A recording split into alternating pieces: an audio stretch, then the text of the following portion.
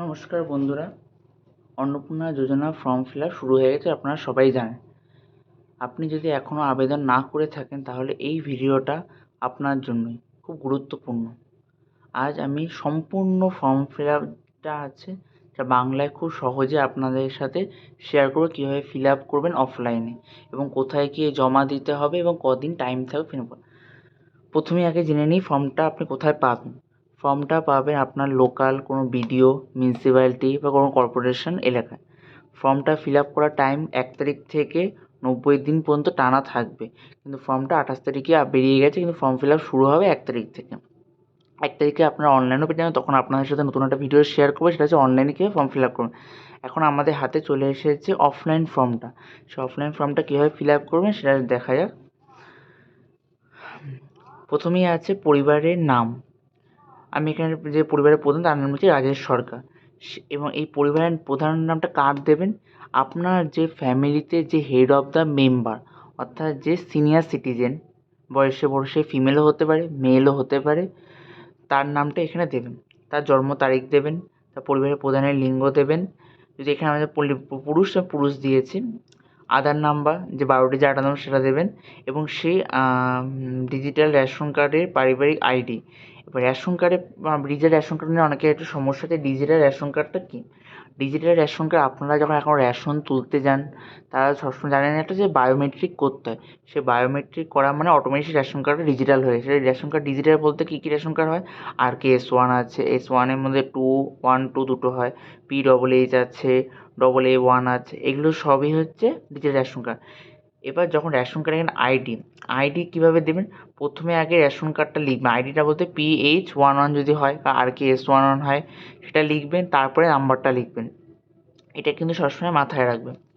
পরিবারের সদস্য সংখ্যা 5 হতে পারে, 6 হতে পারে, 7 হতে পারে, যার যেটার সঙ্গে সে নাম্বারে লিখবেন। ঠিকানা এখানে বলে দিয়েছে ফুল অ্যাড্রেস এবং স্থায়ী ঠিকানা। আপনি এখন কোথায় আছেন এবং সেখানে অ্যাড্রেসটাই দেবেন। এবং অ্যাড্রেসের মধ্যে কী থাকবে? জেলা থাকবে, শহর থাকবে, থানা থাকবে, আপনার পুলিশ স্টেশন ওখানে কী আছে, পিনকোড থাকবে, যোগাযোগ নাম্বার। এবং নাম্বার কোনটা দেবেন? Contact number. এই যে আধার কার্ড দিয়েছেন হেড অফ দ্য ফ্যামিলি, তার যে আধার কার্ডের সাথে যে ফোন নাম্বারটা লিঙ্ক আছে সেই নাম্বারটা এখানে দিতে হবে কিন্তু। এবার তারপরে 9 নম্বরের কলমে আছে নাম, জন্ম তারিখ, লিঙ্গ, পরিবারে প্রধানের সঙ্গে সম্পর্ক, আধার নাম্বার, সকলের নাম্বার দেওয়া। পরিবার প্রধানের নাম রাজেশ সরকার। সে যদি মেল হয় ক্যান্ডিডেট, তাহলে তার এখানে লিখবে যে লেখা আছে অন্নপূর্ণা যোজনার জন্য আবেদন করা হচ্ছে, সেখানে হ্যাঁতে কোনো টিক দেবেন না। যদি ফিমেল হয় তাহলে হ্যাঁতে টিক দেবেন। আর যদি 5 বছর বয়সের কম যদি কোনো চাইল্ড থাকে, তার নাম এখানে লিখবেন না, সেখানে NA করে চলে যাবেন। পরিবার সদস্য সংখ্যা 1, তার যদি সে যার নাম হবে তার নাম, তার জন্ম তারিখ, সে যদি লিঙ্গ মহিলা হয় তার মহিলা দেবেন, পুরুষ হলে পুরুষ দেবেন, আধার নাম্বার দেবেন। আর একটা খুব ইম্পর্টেন্ট, পরিবারের প্রধানের সঙ্গে তার সম্পর্ক। এখানে যেমন হচ্ছে রমা সরকার, সে হচ্ছে ওনার হাজব্যান্ড হয়, মানে রাজেশ সরকার রমা সরকারের হাজব্যান্ড হয়। মাথায় রাখবেন, রাজেশ সরকার রমা সরকারের হাজব্যান্ড হয়, তাহলে এখানে হচ্ছে হাজব্যান্ড দেবেন। এবার অনেক সময় উল্টো হতে পারে, এখানে পরিবারের প্রধানের নাম থাকলো রমা সরকার, নিচে লিখলাম আপনি দিলেন হচ্ছে আপনার ছেলের নাম থাকলো, হয়তো বললাম আমি দিলেন নিচে ছেলের নাম হচ্ছে রহিম সরকার। তখন এই রহিম সরকারে কে হয়? রমা সরকার। তখন এখানে মাদার লিখতে হবে, তার মাদার হয়। মানে এই যে হেড অফ দ্য ফ্যামিলির যে রিলেশনটা, সেটাকে এখানে লিখতে হবে।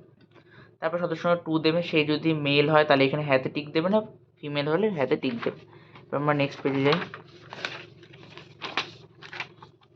এবার 2 নম্বরে সেম, সে সদস্য সংখ্যাই আছে।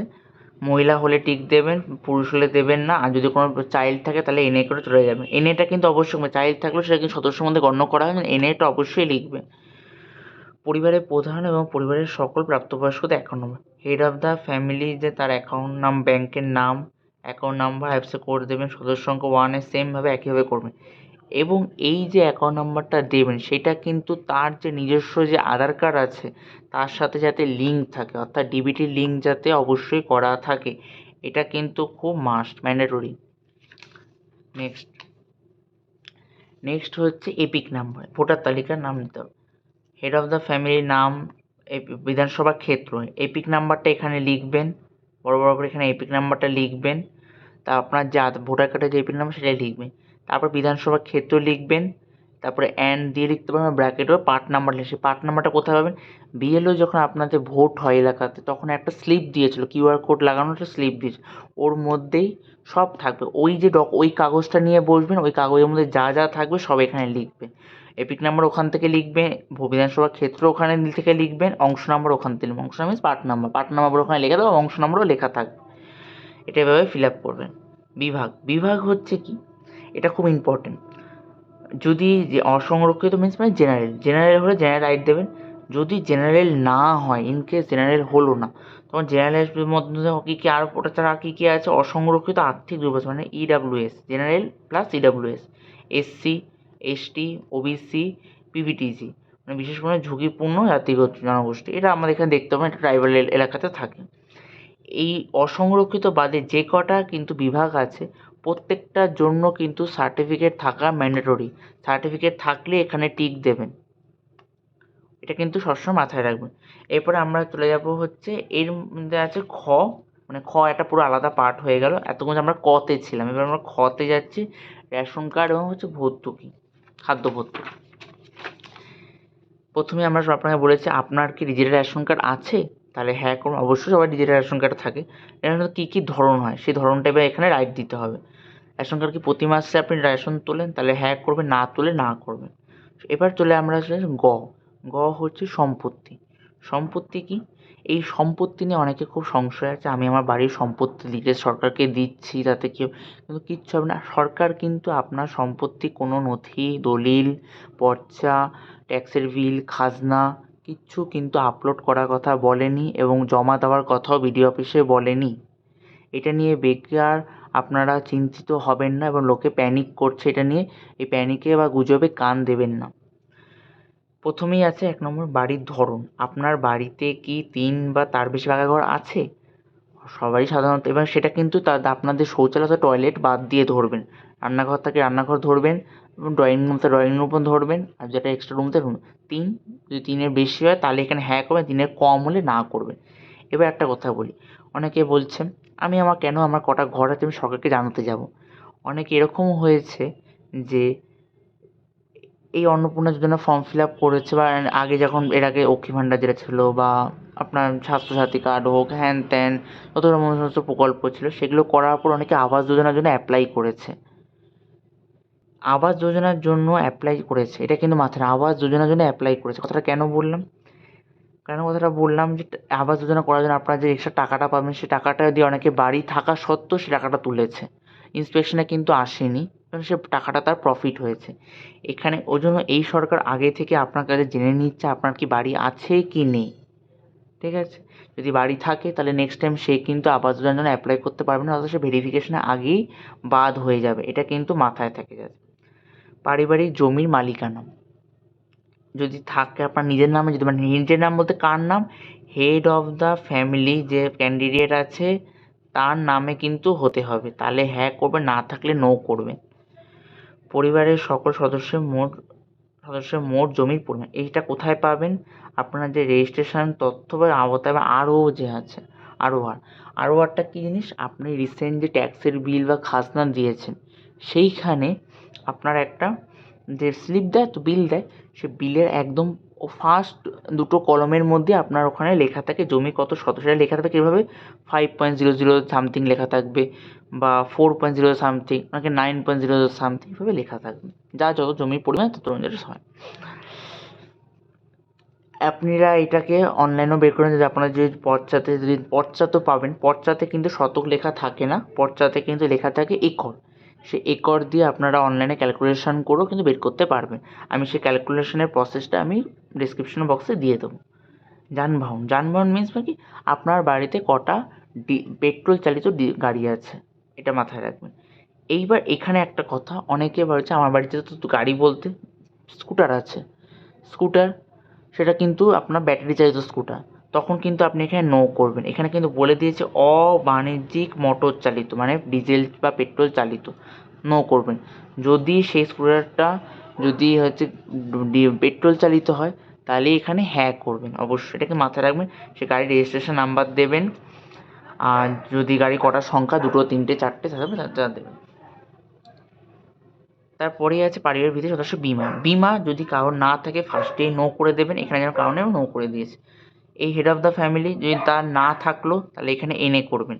সদস্য সংখ্যা 1 তার থাকলো না, এনএ করবেন। সদস্য সংখ্যা 2 তার বিমা আছে নিজের নামে, সে সরকারি বা বেসরকারি হলো যাই হতে পারে, তখন তার এখানে রাইট দেবেন, এখানে তার নাম্বারটা দেবেন, বিবরণ প্রিমিয়াম বিবরণ সহ কতটা অঙ্ক, যে 3 লাখ থেকে 4 লাখ 4 লাখ এটা দেবেন, এবার বাকিটা ফিল আপ করবেন। এরপরে আমরা চলে আসি তার আয় এবং পেশা, ইনকাম। ইনকামটা কি? ইনকামটা এটাই সরকারি জেনে আপনার অনেকে হবে সরকারি ইনকাম জেনে কী হবে, এটা খুব গুরুত্বপূর্ণ ইনকাম জানাটা। আপনি যদি মান্থলি 10,000-এর ওপরে যদি আপনি ইনকাম আছে, তখন সেই পার্সেন্টটার কিন্তু 3,000 যে অন্ন প্রয়োজনীয় প্রকল্প পাওয়ার কিন্তু কোনো দরকার নেই। 10,000 মিন্স মানে আপনার বছরে কিন্তু হচ্ছে 1,20,000 টাকা, 1,02,20, অনেকটা সে ফিনান্সিয়ালি স্টেবিল। এবং তার যদি ফ্যামিলিতে যদি 3 জন থাকে, সে 3 জন যদি, এখন এটা ঠিক একজন ফ্যামিলিতে একজন 10,000 টাকা মাইনে পায় তার সংসার চলে, এটা কিন্তু তখন সে 3,000 টাকার জন্য অ্যাপ্লিকেবল। কিন্তু তার ফ্যামিলিতে 3 জন মেম্বার, 3 জনে প্রত্যেকেই 10,000 করে পাচ্ছে, তাহলে মাসে কত হলো 30,000, হাতে কেটে কুটে সে 25,000 পেলো। তাহলে সে কি 25,000 পেলো, তার বছরে তাহলে হচ্ছে অনেক টাকাই হয়ে গেল, লাখ টাকার উপরে হচ্ছে, 2 লাখ টাকার উপরে, তাহলে তার কিন্তু কোনো দরকার নেই কিন্তু। এই জন্য এটা ইনকামটা না করুন। এবার ফার্স্টে কী আছে, আয় বা পেশার মধ্যে কোনো সদস্যের কি আয়কর বা পেশাগত কর প্রদান করেন, খুব ইম্পর্টেন্ট। আপনি কি কোনো কর প্রদান করেন, মানে ইনকাম ট্যাক্স কি কাটে, এটা কিন্তু ইনকাম ট্যাক্স কথাই জিজ্ঞাসা করেছে, ইনকাম ট্যাক্স কি কাটে, যদি কাটে তাহলে হ্যাঁ করবেন, না কাটলে নো, এনার কাটে না নো করবেন। পরিবারে প্যান কার্ড নাম্বার যদি থাকে, প্যান কার্ড নাম্বার যদি থাকে হ্যাঁতে রাইট দেবেন, এবং প্যান কার্ড নাম্বার থাকাটা কিন্তু অবশ্যই অ্যাপ্লিকেবল। এবার যদি সে চাইল্ড 18 বছর হচ্ছে তাহলে সেখানে এনএ করে চলে যাবেন। আর থাকবে তার নাম লিখবেন, প্যান কার্ডে যে নাম আছে এই নামটা কোথায় থেকে লিখবেন, প্যান কার্ড অ্যাভেলেবেল যে নাম থাকবে সেই নামটা লিখবেন, name, pan card number same একইভাবে বাকিটাও ফিল আপ করবেন। ঠিক আছে, এরপরে আমরা চলে যাই কর্মসংস্থানের ধরন। ফার্স্ট আমরা জেনে নেব এই হেড অফ দ্য ফ্যামিলি, তার কি কর্মসংস্থান, সে সরকারি করে, বেসরকারি করে, সংগঠিত ক্ষেত্রে জানি সে হচ্ছে প্রাইভেট পার্ট টাইম, আংশিক সময় কর্মরত এটাও পার্ট টাইম। আর সংগঠিত ক্ষেত্রে সংযুক্ত মিন্স মানে কি, সে ব্যবসা করে বা সে কোনো উদ্যোক্তা বা ইনভেস্টমেন্ট যাকে বলে উদ্যোক্তা, সে কি মালিক, কোনো কিছু জমির মালিক শুধু হয়ে বসে আছে, মানে দোকান তার ভাড়া দেওয়া আছে সেরকম কিছু। অসংগঠিত সংযুক্ত মানে হচ্ছে সে কারিগর শিল্পী, মানে কৃষক, তার কোনো স্টেবিল কিছু নেই, যখন যেটা পায় তখন সেটা করে। পরিযায়ী শ্রমিক মানে আপনারা সবাই জানেন। আর বেকার থাকলে বেকার দেবেন। এখানে কিন্তু একটা বলেছে অন্যান্য, অন্যান্যকারী যদি কোনো, এখানে যদি হেড অফ দ্য ফ্যামিলি যদি রিটায়ার হয়, হতেই পারে রিটায়ার, যদি রিটায়ার হয় তখন এখানে কিন্তু অন্যান্যতে রাইট, এই জন্য রিটায়ার অন্যতে রাইট দিলাম। এবং সেই রিটায়ার পার্সন এখানে সবচেয়ে উপযুক্ত ঘরে টিক দিন, এবং যদি থাকে প্রয়োজনীয় নথিসহ ঘোষণা জমা দিন। যদি রিটায়ার যদি ডকুমেন্ট চায় তখনই দেবেন, না চাইলে দেওয়ার দরকার নেই। এবং রিটায়ার হলে তখন কী ডকুমেন্ট যাবেন, আপনি যে আপনার যে রিটায়ারের সময় যে একটা ব্যালেন্স শিট পেয়েছিলেন, পিএফ বা পিএফ হয় যারা যা গভর্নমেন্টে যদি পেনশন পায়, সেই পেনশনের একটা স্লিপ হয়, পাসবুকের স্লিপ, সেই পাসবুকে স্লিপটা আপনি প্রতি মাসে কত টাকা পেনশন পাচ্ছে সেখানে কিন্তু থাকবে। সদস্য 1 সে যা করে সেটা দেবেন, সদস্য 2 যেটা হয় সেটাই দেবেন। নেক্সট পেজ, একইভাবে পুরো ফিল আপ করবেন। এরপরে আমরা একদম নিচের কলমে চলে আসি, পরিবারের শিক্ষিত প্রাপ্তবয়স্ক সদস্যদের সংখ্যা এবং পরিবারে অশিক্ষিত প্রাপ্তবয়স্ক সদস্য সংখ্যা। আপনার শিক্ষিত কজন, আমার এখানে শিক্ষিত 5 জন, আমার ফ্যামিলি 5 জন, 5 জন শিক্ষিত, অশিক্ষিত কেউ নেই, তাহলে এখানে এনএ করে চলে যাবে। পরিবারের প্রধান শিক্ষিত, অবশ্যই শিক্ষিত, যদি শিক্ষিত দেবেন। সর্বোচ্চ শিক্ষিত যোগ্যতা, এবং সেটা কিন্তু ডকুমেন্ট থাকতে হবে, ম্যান্ডেটরি ডকুমেন্ট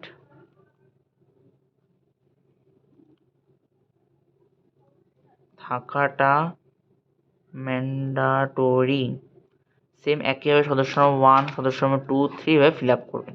ঠিক আছে, কোনো সদস্য কি কোনো সাংবাদিক পদ, মন্ত্রী, সাংসদ, বিধায়ক, পৌর সাংসদ যুক্ত, বেশিরভাগ ক্ষেত্রে ফ্যামিলি যারা ক্যান্ডিডেট তারা কেউই, যারা এই পদে যুক্ত থাকবে তারা কেউই কিন্তু এখানে অ্যাপ্লাই করবে না, আমাদের না নই করবে। যদি থাকে, যা যদি কারোর থাকলো তারপরে সে যদি অ্যাপ্লাই করে তখন সেখানে সদস্য নাম লিখবে। ও তখন লিখলে অটোমেটিক ফার্স্টে এটা বাদ হয়ে যাওয়ার চান্সটা থাকে, কারণ তার তো অটোমেটিক সে ফিনান্সিয়ালি স্টেবিল। এবার অনেকে ভাবে যে যদি তার কাউন্সিলর হয়, কাউন্সিলর কিন্তু মায়না কিন্তু 10,000 নিচে মায়না থাকে। কাউন্সিলর কিন্তু অ্যাপ্লিকেবল ফর দিস অন্নপূর্ণা যোজনা। কোনো সদস্য কি সরকারি পেনশনভোগী? যদি অবশ্যই সরকারি পেনশন তো থাকবে, তাহলে দেবেন পেনশনভোগী সদস্য নাম্বারটাও দেবেন, তার সদস্য নাম, যদি সদস্য পেনশনভোগী তার সদস্য নাম্বার মানে কজন পেনশন পায় সেটা এখানে এখানে লিখেছে কয়জন পেনশন পায় সেটা দেবেন। কোনো জিএসটি কি অধীনে নিবৃত্ত, যারা ব্যবসাদার তারা কিন্তু জিএসটি অধীনে নিবৃত্ত হবে, তারা এখানে রাইট দেবেন। এখানে শুধু অনলি বিজনেসম্যান মানে ব্যবসায়ী, আর যারা না তারা এখানে নোতে রাইট দেবে। ব্যবসায়িক তার যে পারিবারিক আয় কত, বার্ষিক আয় মানে পুরো বছরে সে কত, বছরে সে 1,00,000-এর নিচে কি 2,00,000-এর নিচে যেটা হয় সেটা এখানে দেবে।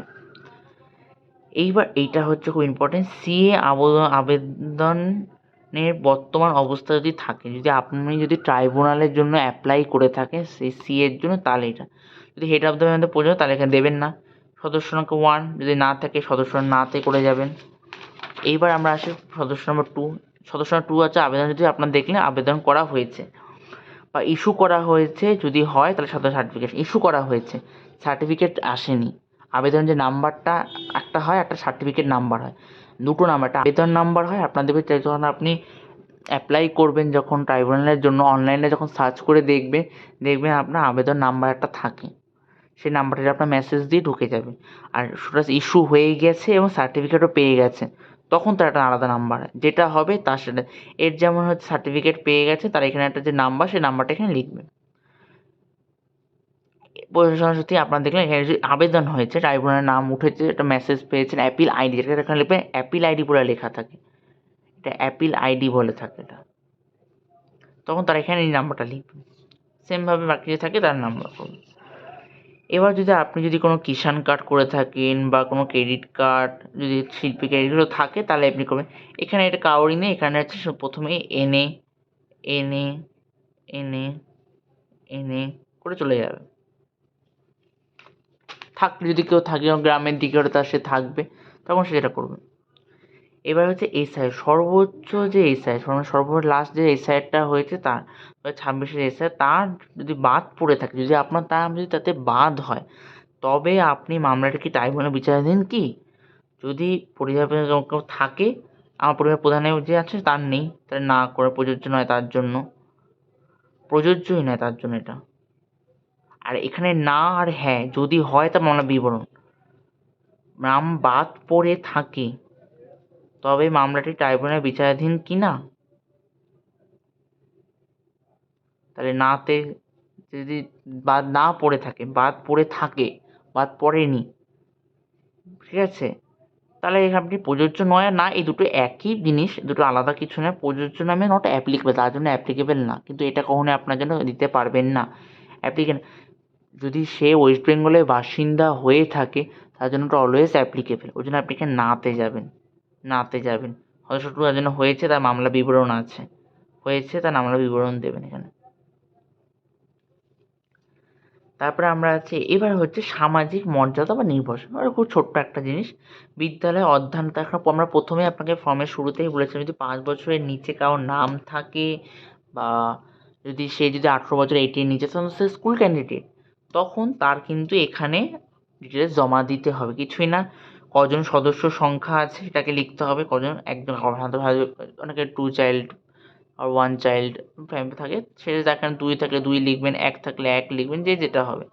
তার এখানে নাম, তার কোন ক্লাসে, বিদ্যালয়ের নাম, সেটা কি সরকারি স্কুলে নাকি বেসরকারি স্কুলে পড়ে তাটা দেবেন।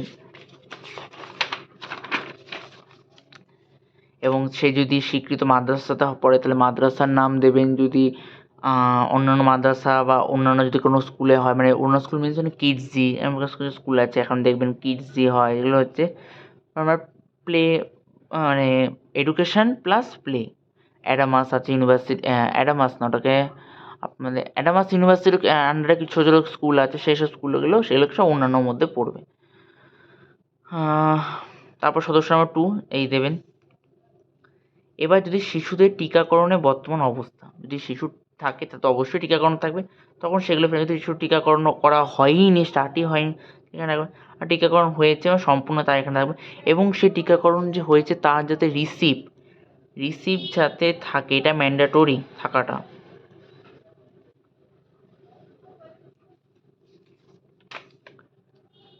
এবার বলেছে, আপনি কি কোনো সরকারি প্রকল্পের সুবিধার ডিবিটির মাধ্যমে পাচ্ছেন? এর আগেও কি কোনো ডিবিটির মাধ্যমে টাকা পেয়েছেন? যদি পান তাহলে হ্যাঁ করবেন, না থাকে ইনি পায়নি না। কি যদি পেয়ে থাকে তাহলে তার এখানে এগুলো ফিল আপ করতে হবে, আর যদি না থাকে তাহলে এখানে সব কোনো ফিল আপ করতে হবে না। একদম ফর্মের আমরা শেষে চলে এসেছি।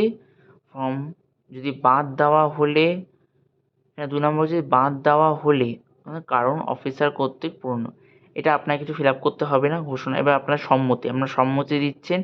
এখানে আপনারা ফুল সিগনেচার করবেন, এখানে ফুল নেমের সিগনেচার করবেন, সেটা বেঙ্গলিও হতে পারে অথবা ইংলিশও হতে পারে, করবেন। এইবার লাস্টে হচ্ছে এখানে শুধুমাত্র সরকারি ব্যবহারের জন্য, মানে অন্নপূর্ণা যোজনার পারিবারিক স্তরে তথ্য সংগ্রহ ফর্ম শিক্ষা সংক্রান্ত অনুসন্ধান প্রতিবেদন। আমি এত পুত্রকন্যা গ্রাম সহ ব্লকটি যাচাই, এটা আপনি লিখে ফিল আপ করবেন। এখানে আপনার যে যখন জমা দেবেন তার এখানে স্বাক্ষর লিখতে হবে। এই হচ্ছে সেই মানুষের মধ্যে খুব চর্চার একটা বিষয় হয়েছে, কীভাবে ফর্মটা ফিল আপ। কিচ্ছু নেই ফর্মের মধ্যে, ফিল আপ করা খুব সহজ এবং খুব ইজি, খুব তাড়াতাড়ি ফর্মটা ফিল আপ হয়ে যায়। শুধু ডকুমেন্টসগুলো কী কী নিয়ে বসবেন, ডকুমেন্টসগুলো আমি আপনাকে বলে দিচ্ছি কী কী ডকুমেন্টস আপনার লাগবে, আমি শুরুতে এখানে ওপরে লিখে দিচ্ছি। ফার্স্ট হচ্ছে ভোটার কার্ড, এভরি পার্সন, প্রত্যেকটা কিন্তু এভরি পার্সন। প্যান কার্ড, আধার কার্ড, যদি পেনশন পান তাহলে পেনশন রিসিভ, আর ব্যাংকের পাসবুক,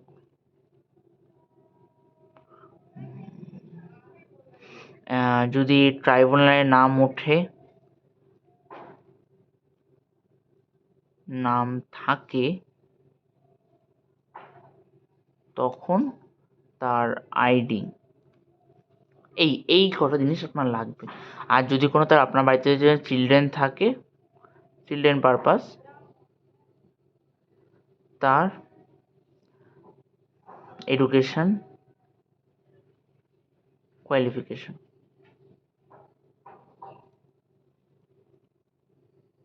আর একটা খুব ইম্পর্ট্যান্ট একটা যেটা আমি এখানে বাদ দিয়ে গেছি, সেটা হচ্ছে আপনার যে মানে বাড়ি, মানে হাউজিং